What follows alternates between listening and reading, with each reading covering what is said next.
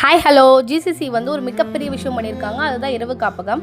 சாலையோரத்தில் வந்து பாதுகாப்பு இல்லாமல் இரவு நேரத்தில் வீடு இல்லாமல் படுத்துருக்கவங்களுக்கு இந்த ரொம்ப மிகப்பெரிய யூஸ்ஃபுல்லாக இருக்கும். இதில் பார்த்தீங்கன்னா செக்யூரிட்டி இருக்குது, ரெஸ்ட் ரூம் இருக்குது, அதுக்கப்புறம் படுக்கிறதுக்கு பெட்ஷீட்டு, தலகாணி, பாய் எல்லாமே இருக்குது. சுமார் 86 பேர் இதில் படுக்கலாம்.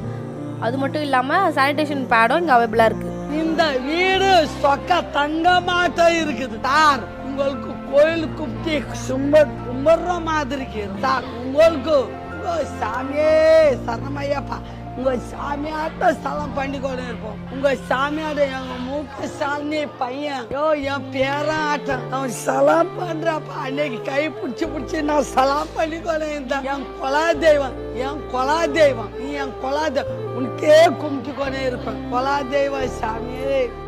என் பேர் கௌதமி. எங்க ஊர் வேலூர் தாலுகா குடியாத்தம். இங்க மலை ஓரமா தான் இது வீடு. இங்க வந்து 25 வருஷம் ஆயிடுச்சு. பீச்சில் அங்கேதான் இருந்தோம். மழையில, இடியில, புயல்ல, சுனாமில எல்லாத்துல சாதிச்சோம்.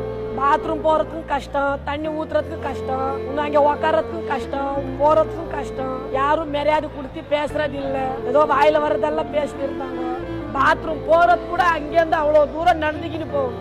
அந்த பாத்ரூம் போனா கூட போங்கடி, வெளியே போங்கடி, எங்க போங்கடி, இது போங்கடி, சிங்கமா சொல்லுவாங்க. அது பேட்டியில சொல்லக்கூடாது, தப்பாயிடும். அது ஏதோ சொல்லிட்டாங்க, நம்ம நெஞ்சிக்கணும், நம்ம மறந்து. பாதுகாப்பு இங்க நல்ல இது பீச்சில் இல்லை, ரொம்ப பிரச்சனை ஆயிடுச்சு. அது செய்யறது இது செய்யறது நல்லது எதுவுமே பிரச்சனை இல்லை. நல்லா உதயா தான் வந்து ஓபன் பண்ணி வச்சாரு. ஐஸ் கெட்டியா இருக்கணும் அவருக்கு.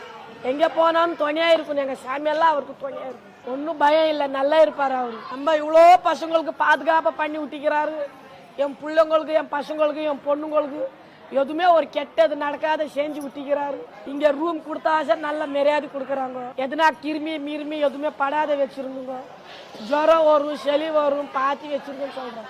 ஆமா, ஒரு வீடு இல்லாததான் ரொம்ப கஷ்டம் ஆச்சு. இங்க 25 வருஷமா இங்க இருந்தோம். ஒரு வீடு இல்ல, ஒரு இடம், இவ்வளவு இடம் இல்லாத ரொம்ப கஷ்டம் ஆயிடுச்சு. மழை பெஞ்சாலும் அங்கேதான் உக்காரணும், மழை இல்லைனாலும் அங்கேதான் உக்காரணும். எந்த சித்திரை மாசம் வெயில் இருந்தாலும் அங்கேதான் சாகும். ஒரு நெகிழும் இல்லை, ஒரு இடமும் இல்லை, எதுவுமே இல்லை. எங்களுக்கு புதிய ஸ்டாலிங்கு தான் நன்றியா சொல்லணும். அடுத்தவங்க அவங்கதான் வரணும்னு சொல்லி நாங்க சாமியாண்ட வேண்டி நிற்கிறோம்.